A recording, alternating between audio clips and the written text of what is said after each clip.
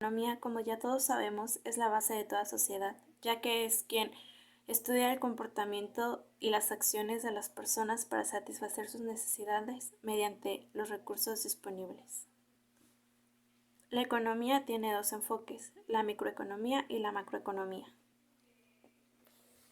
La microeconomía sabemos que estudia las decisiones de los diferentes agentes económicos como seres individuales, tomando en cuenta sus propios recursos. Estos agentes económicos son el Estado, las familias y las empresas. Dentro de la microeconomía podemos estudiar los diferentes papeles que juegan estos agentes económicos dentro del mercado, que como ya sabemos es un lugar donde se presenta la oferta y la demanda de bienes y servicios. Dicho lugar puede ser físico o virtual. La oferta, como ya sabemos, es la cantidad que el productor, que es quien genera los bienes y servicios, está dispuesto a vender por un cierto periodo de tiempo. Por otro lado, sabemos que la demanda son los deseos y necesidades de los bienes y servicios que el consumidor está dispuesto a adquirir para su consumo y satisfacción de sus necesidades. El principal autor es Adam Smith, mejor conocido como el padre de la economía. Por otro lado, tenemos que la macroeconomía estudia las decisiones de los agentes económicos como un ser social, es decir, en conjunto. Aunque también podemos decir que la macroeconomía estudia las variables de dichos agentes económicos, que estas pueden ser las variables agregadas, las cuales proporcionan información por separado para que posteriormente nosotros podamos generalizar esta información.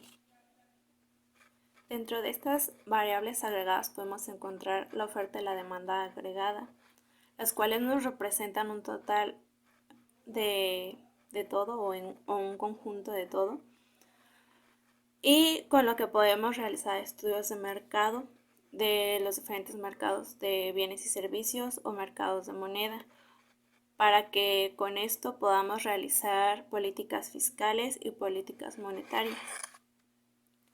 Aparte de estas variables agregadas, también hay otras variables dentro de la macroeconomía, como pueden ser el PIB, el desempleo, la inflación, las deudas públicas, etcétera, en muchas variables más que más adelante hablaremos de ellas. Pero bueno, en pocas palabras podemos decir que la microeconomía estudia o toma la perspectiva individual y los factores económicos individuales y la cantidad producida por una empresa, mientras que la macroeconomía toma factores económicos globales y perspectivas generales y se basa más en la cantidad producida por un país, una, una nación, etc.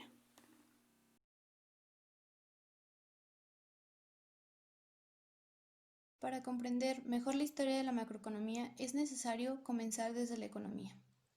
Durante la Edad Antigua, en la que solo se preocupaban por la administración de sus hogares y la supervivencia. En la Edad Media, con el feudalismo, y en la Edad Moderna, donde surge el mercantilismo. Y existe una fisiocracia en la que dice que el Estado no intervenía. Con esta surge la escuela clásica y el personaje de Adam Smith, que defiende la libertad de producción y mercado. En la contemporánea existió el marxismo, que se basa en el socialismo y en el comunismo, en la que Karl Marx hace referencia al constante conflicto entre empleador y empleado. Durante esta edad, Keynes propone la intervención del Estado, con políticas fiscales y monetarias, esto a partir de la crisis de 1929, con la caída del mercado de valores. Durante este periodo, Keynes propone hacer algo. La intervención del Estado es importante, no como los liberalistas que solo dejaban que el mercado se estabilizara por sí solo. Keynes propone una teoría económica donde busca reducir el desempleo y controlar la inflación. A partir de esto, comienzan a aparecer las teorías del consumo, la inversión y la demanda del dinero. También la teoría del crecimiento y los modelos macroeconómicos. En 1970 a la actualidad, Lucas propuso la crítica de las expectativas.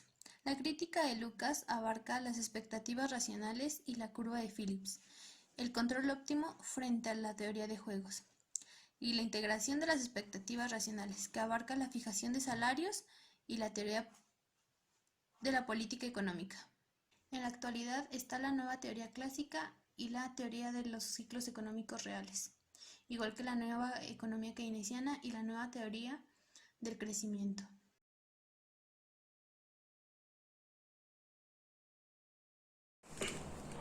Yo voy a hablar del flujo circular de la economía. El flujo circular de la economía es un modelo que explica cómo se relacionan dos factores económicos que son las familias y empresas. Por un lado, tenemos a las empresas que producen bienes y servicios. Estos bienes y servicios pasan a lo que es el mercado de bienes y las familias gastan sus ingresos para obtener estos bienes y servicios que las empresas ofertan. Por otro lado, tenemos a las familias que ofrecen su tierra, trabajo o capital a las empresas. Esta tierra, trabajo o capital pasa al mercado de factores y las empresas contratan a personas que estén en el mercado de factores y las empresas pagan a las familias, ya sea dividendos, salarios, alquileres o intereses. Por otro lado, tenemos al sector público, que sería el gobierno.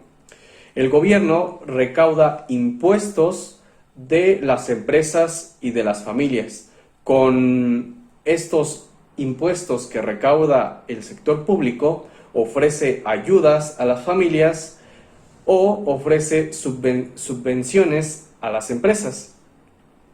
Al mismo tiempo, el sector público puede ir al mercado de bienes y comprar bienes y servicios y dar un pago a las empresas.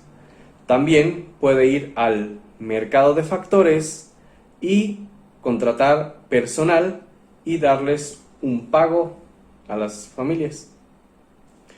Y pues eso sería todo relacionado con el flujo circular de la economía. La balanza de pagos. ¿Qué es la balanza de pagos? Es un registro donde se ve cómo aumenta la cantidad de bienes y esto hace a su vez que se disminuya la cantidad de otros en un país dentro de un periodo determinado.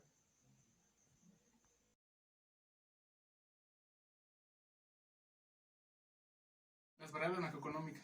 ¿Qué son las variables macroeconómicas? Son aquellas que recogen información de un conjunto de individuos. Las principales variables macroeconómicas son 7. La primera de ellas es el Producto Interno Bruto, que es la suma de todos los bienes y servicios, o sea, los satisfactores que se utilizan en un proceso de producción en un país, dentro de un territorio nacional, tanto en empresas nacionales como en extranjeras. El Producto Interno Bruto tiene varias subvariables, las cuales son 3. La primera de ellas es el Producto Nacional Bruto, el cual muestra la cantidad de bienes y servicios finales generados con los factores de producción de un país en un periodo determinado. El segundo de ellos es el Producto Interno Neto, con el cual consideramos el deterioro o desgaste que sufren los bienes del capital cuando se utilizan en un proceso productivo. La número 3 es el Producto Nacional Neto, la cual muestra el valor de producción de los bienes y servicios que llevan a cabo los nacionales de un país, menos el consumo del capital fijo dentro de un periodo. La inflación es el desequilibrio entre la producción y la demanda.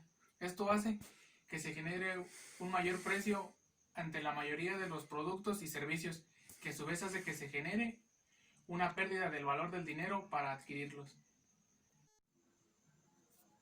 El desempleo. ¿Qué es el desempleo? Es donde una persona se encuentra sin trabajo. La tasa de desempleo mide el número de trabajadores que se encuentran sin trabajo dentro de una población activa. Deuda privada. La deuda privada es la suma prima de todo lo que se debe o mantiene en la totalidad de las empresas, familias, bancos o cooperativas de crédito que se encuentran en un país.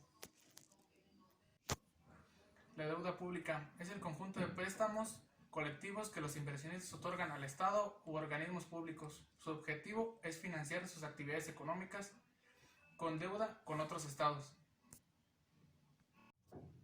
El déficit público. El déficit público ocurre cuando un estado gasta más de lo que ingresa en un periodo de tiempo. Regularmente el periodo de tiempo dura un año. Como consecuencia de este gasto extra, se tiene que incurrir a las deudas.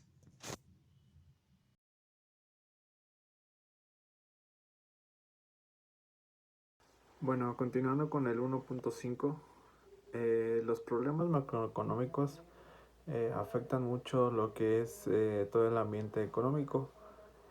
Se puede observar que existen varios tipos de problemas macroeconómicos como son la inflación, el desempleo, el crecimiento económico y el ciclo económico. Se puede observar que la inflación se define como un aumento en general de los precios para el consumo de las personas. Se mide por el porcentaje de cambio en el precio del consumidor, como ya se los comenté. Se calcula mediante la canasta básica, así como los productos que las personas consumen a diario, como pueden ser la comida, la ropa, la vivienda, el combustible. Esto mediante estos factores se mide la inflación y pues lamentablemente va afectando día con día a las personas, ya que el aumento de precios hace que sean menos accesibles a las personas y así satisfagan su necesidad. La tasa de desempleo, que es el segundo problema, se puede decir. La tasa de desempleo pues mide la desocupación de las personas que actualmente están activas pero no trabajan.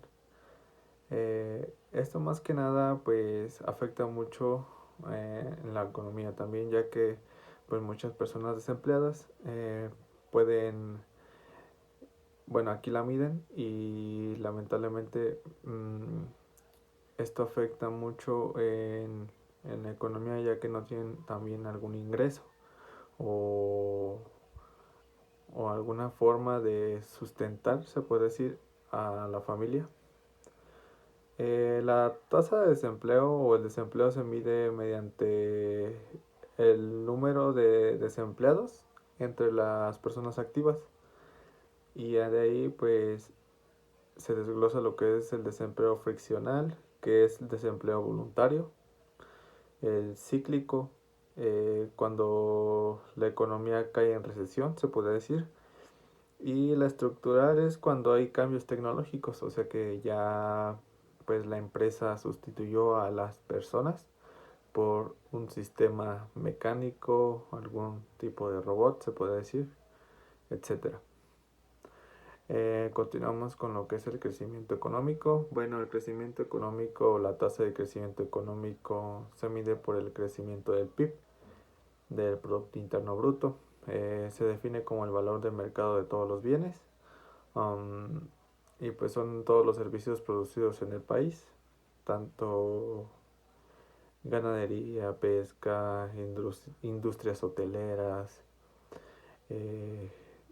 y todo ese tipo de cosas que pueden dar una aportación al, al Estado, se puede decir que al Estado o al país. El PIB pues, se puede medir mediante el país, mediante un Estado. Esas son las aportaciones que dan los mismos. Y así y así poder ir observando si el país tiene un crecimiento importante o si el Estado tiene un crecimiento importante. Por último tenemos lo que es el ciclo económico. Se refiere a las recurrentes subidas y bajadas del PIB real a lo largo de los años. Puede ser que en un año haya haya tenido buen crecimiento el PIB y hayan mejorado las cosas, pero también puede ser que como ahora este tipo de situaciones que estamos viviendo como es la pandemia, la economía cayó, entonces esto se quedó como en una crisis, se quedó en crisis y lamentablemente pues no nos hemos podido recuperar, se podría decir. El país no se ha podido recuperar porque lamentablemente ahorita la población no está tan activa en el trabajo. Entonces esto quiere decir que estamos estancados actualmente y que no podemos mejorar, o sí podemos, pero llevaría tiempo.